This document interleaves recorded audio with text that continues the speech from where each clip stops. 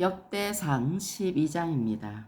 다윗이 기스의 아들 사울로 말미암아 시글락에 숨어 있을 때에 그에게 와서 싸움을 도운 용사 중에 든 자가 있었으니 그들은 활을 가지며 좌우 손을 놀려 물매도 던지며 화살도 쏘는 자요 베냐민 지파 사울의 동족인데 그 이름은 이러하니라. 그 우두머리는 아히에셀이요 다음은 요아스니 기브아 사람 스마아의 두 아들이요 또 아스마웻의 아들 여시엘과 벨렉과 또 브라가와 아나도 사람 예후와 기브온 사람 곧 30명 중에 용사요 30명의 우두머리가 된 이스마야이며 또 예레미야와 야하시엘과 요하난과 그데라 사람 요사박과 엘로세와 여리목과 부아랴와 스마랴와 하룹 사람 스바랴와 고라 사람들 엘가나와 이시야와 아사렐과 요에셀과 야소부암이며 그돌 사람 여로함의 아들 요엘라와 스바랴더라. 갓 사람 중에서 광야에 있는 요새에 이르러 다윗에게 돌아온 자가 있었으니 다 용사요 싸움에 익숙하여 방패와 창을 능히 쓰는 자라. 그의 얼굴은 사자 같고 빠르기는 산의 사슴 같으니 그 우두머리는 에셀이요 둘째는 오바댜요 셋째는 엘리압이요 넷째는 미스만나요 다섯째는 예레미야요 여섯째는 앗대요 일곱째는 엘리엘이요 여덟째는 요하난이요 아홉째는 에사밧이요 열째는 예레미야요 열한째는 막반네라. 이 갓 자손이 군대 지휘관이 되어 그 작은 자는 백부장이요 그 큰 자는 천부장이더니 정월의 요단강 물이 모두 언덕에 넘칠 때에 이 무리가 강물을 건너서 골짜기에 있는 모든 자에게 동서로 도망하게 하였더라. 베냐민과 유다 자손 중에서 요새에 이르러 다윗에게 나오매 다윗이 나가서 맞아 그들에게 말하여 이르되 만일 너희가 평화로이 내게 와서 나를 돕고자 하면 내 마음이 너희 마음과 하나가 되려니와 만일 너희가 나를 속여 내 대적에게 넘기고자 하면 내 손에 불의함이 없으니 우리 조상들의 하나님이 감찰하시고 책망하시기를 원하노라 하매 그때에 성령이 30명의 우두머리 아마셀을 감싸시니 이르되 다윗이여 우리가 당신에게 속하겠고 이새의 아들이여 우리가 당신과 함께 있으리니 오나건대 평안하소서. 당신도 평안하고 당신을 돕는 자에게도 평안이 있을지니 이는 당신의 하나님이 당신을 도우심이니이다 한지라. 다윗이 그들을 받아들여 군대 지휘관을 삼았더라. 다윗이 전에 블레셋 사람들과 함께 가서 사울을 치려할 때에 므낫세 지파에서 두어 사람이 다윗에게 돌아왔으나 다윗 등이 블레셋 사람들을 돕지 못하였음은 블레셋 사람들의 명백히 서로 의논하고 보내며 이르기를 그가 그의 왕 사울에게로 돌아가리니 우리 머리가 위태할까 하노라 함이라. 다윗이 시글락으로 갈 때에 므낫세 지파에서 그에게로 돌아온 자는 아드나와 요사박과 여디아엘과 미가엘과 요사박과 엘리후와 실르데이니 다 므낫세의 천부장이라. 이 무리가 다윗을 도와 도둑대를 쳤으니 그들은 다 큰 용사여 군대 지휘관이 됨이었더라. 그때 사람이 날마다 다윗에게로 돌아와서 돕고자 하매 큰 군대를 이루어 하나님의 군대와 같았더라. 싸움을 준비한 군대 지휘관들이 헤브론에 이르러 다윗에게로 나와서 여호와의 말씀대로 사울의 나라를 그에게 돌리고자 하였으니 그 수요가 이러하였더라. 유다 자손 중에서 방패와 창을 들고 싸움을 준비한 자가 6,800명이요 시므온 자손 중에서 싸움하는 큰 용사가 7,100명이요 레위 자손 중에서 4,600명이요 아론의 집 우두머리 여우야다와 그와 함께 있는 자가 3,700명이요 또 젊은 용사 사독과 그의 가문의 지휘관이 22명이요 베냐민 자손 곧 사울의 동족은 아직도 태반이나 사울의 집을 따르나 그 중에서 나온 자가 3,000명이요. 에브라임 자손 중에서 가족으로서 유명한 큰 용사가 28,000명이요. 므낫세 반지파 중에 이름이 기록된 자로서 와서 다윗을 세워 왕으로 삼으려 하는 자가 18,000명이요. 이사갈 자손 중에서 시세를 알고 이스라엘이 마땅히 행할 것을 아는 우두머리가 200명이니 그들은 그 모든 형제를 통솔하는 자이며 스불론 중에서 모든 무기를 가지고 전열을 갖추고 두 마음을 품지 아니하고 능히 진영에 나아가서 싸움을 잘하는 자가 50,000명이요. 납달리 중에서 지휘관 1,000명과 방패와 창을 가지고 따르는 자가 107,000명이요. 단 자손 중에서 싸움을 잘하는 자가 28,600명이요. 아셀 중에서 능히 진영에 나가서 싸움을 잘하는 자가 40,000명이요.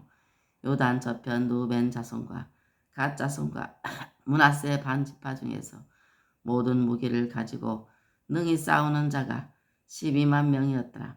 이 모든 군사가 전열을 갖추고 다 성심으로 헤브론에 이르러 다윗을 온 이스라엘 왕으로 삼고자 하고 또 이스라엘의 남은 자도 다 한 마음으로 다윗을 왕으로 삼고자 하여 우리가 거기서 다윗과 함께 사흘을 지내며 먹고 마셨으니 이는 그들의 형제가 이미 식물을 준비하였음이며 또 그들의 근처에 있는 자로부터 이사갈과 스불론과 납달리까지도 나귀와 낙타와 노새와 소에다 음식을 많이 실어왔으니 곧 밀가루 가자와 무화과 가자와 건포도와 포도주와 기름이요 소와 양도 많이 가져왔으니 이는 이스라엘 가운데 기쁨이 있음이었더라.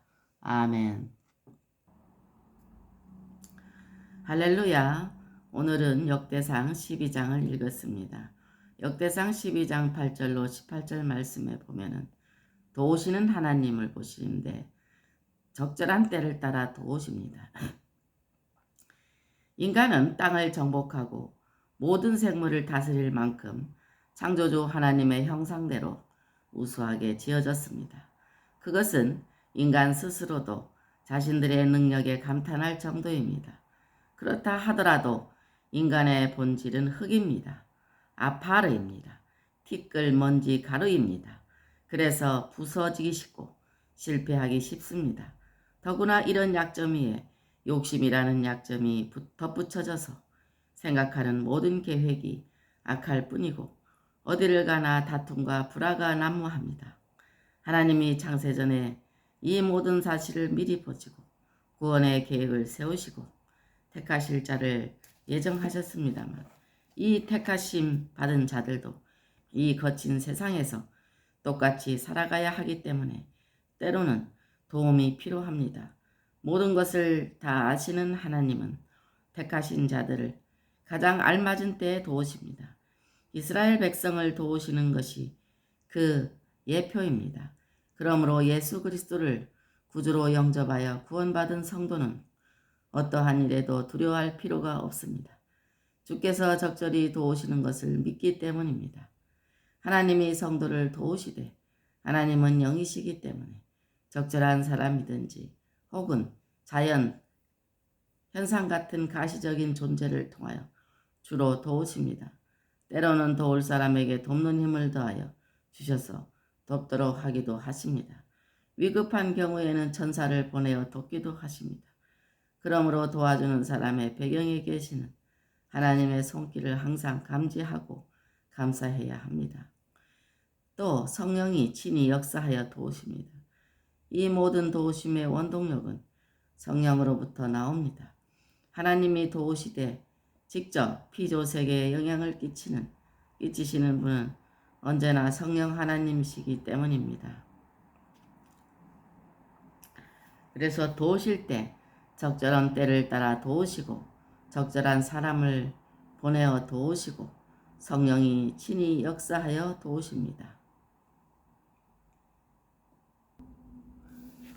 역대상 12장 22절 말씀에 보면 하나님의 군대가 나오는데 하나님의 군대는 믿음으로 무장한 군대이고 주의 뜻을 따르는 군대이고 불의를 대적하는 군대입니다.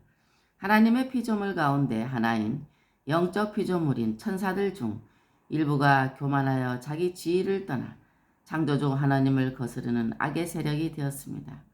인간은 하나님이 정직하게 지으셨지만 역시 맡은 바 놀라운 능력을 제 것으로 착각하고 또한 마귀의 유혹까지 받고는 꾀를 내어 하나님을 거스름으로 멸망당하게 되었습니다. 그러나 사랑의 하나님은 구원의 계획을 세우셨습니다. 이 구원의 계획을 실행하시는 데에는 당연히 이 악의 세력들을 몰아내시는 작업이 필요합니다. 하나님은 악의 세력과 싸우는 과정을 구원받는 자들이 완성된 하나님의 나라의 시민이 되게 하기 위하여 훈련용으로 사용하십니다. 그 과정을 이스라엘 백성이 출애굽하여 광야 생활을 거쳐 영원한 기업의 땅 가나안으로 들어가는 것으로 자세히 그림으로 보여주셨습니다. 그래서 이스라엘의 광야 생활 때에는 온 백성이 군대 조직으로 편성되어 악의 상징인 적들과 싸우게 하셨습니다. 하나님의 군대인 성도는 이와 같이 악의 세력과 싸우는 믿음의 병사들로서 고난의 훈련을 통하여 훌륭한 천국 시민이 됩니다. 하나님의 군대는 하나님의 뜻을 따르는 군대입니다. 따라서 하나님의 말씀에 순종하는 것이 필수 요건입니다. 그러므로 하나님의 군대의 병사들은 이 세대를 본받지 말고 마음을 새롭게 하여 변화를 받아 하나님의 뜻을 분별하여 전 인격을 하나님의 기뻐하시는 거룩한 산제물로 드려야 합니다. 불의한 자는 하나님의 나라를 유업으로 받지 못합니다. 불의를 떠나고 대적하여 싸워야 합니다. 확실히 믿을 때에 승리가 가능합니다. 역대상 12장 23절로 37절 말씀에 보면 성도의 선택은 어떤 것인가? 첫째, 주의 뜻을 따라야 되고 의의 도를 따라야 되고 타협을 배제해야 합니다. 사람은 일평생 선택을 하며 살아갑니다. 하나님은 사람에게 선택할 수 있는 특권을 허락하셨습니다. 그런데 매 선택이 갈림길이어서 바른 선택의 여부에 따라 결국 천양지차를 내게 됩니다. 창조주여 심판자이신 하나님을 알고 섬기는 성도는 하나님의 뜻에 따라 선택해야 하나님의 의도하시는 바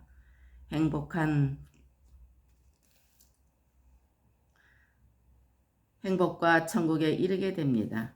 경기에는 자기 법대로 경기해야 승리자의 관을 얻을 수 있듯이 하나님의 법도 아래에 있는 모든 인생은 하나님의 법에 따라야 승리의 영광을 얻을 수 있습니다.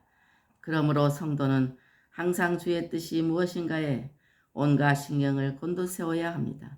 이스라엘 백성이 다윗을 왕으로 선택한 것은 하나님의 뜻에 따른 것이었습니다. 선택에는 길이 있습니다. 바로 주의 말씀입니다. 현재로서는 하나님의 계시의 완성인 성경이 하나님의 말씀입니다. 성령의 감동을 하나님이 직접 주시는 말씀으로 이해하는 사람들이 있지만 성령께서는 성경 말씀을 가지고 가르치시고 알리신다는 사실을 명심해야 합니다.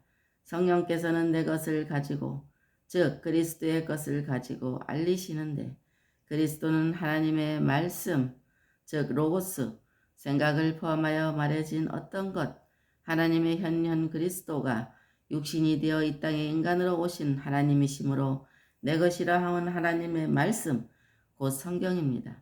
또 선택에는 인간적인 생각이나 믿지 않는 자와의 타협을 배제해야 되는 것입니다. 아멘. 오늘도 주님 안에서 승리하세요.